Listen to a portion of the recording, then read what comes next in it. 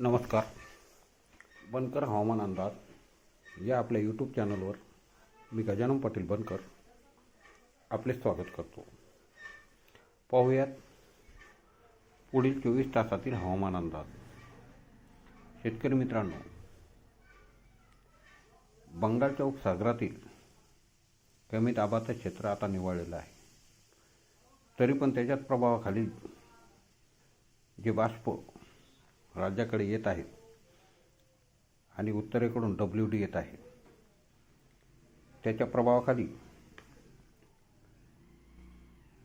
जळगाव, छत्रपती संभाजीनगर, अहिल्यानगर, जालना, बुलढाणा, वाशिम, अकोला, अमरावती या जिल्ह्यामध्ये मध्यम ते जोरदार पावसाची शक्यता राहील. तसेच तुरळक ठिकाणी गारपीटसुद्धा होण्याची शक्यता आहे.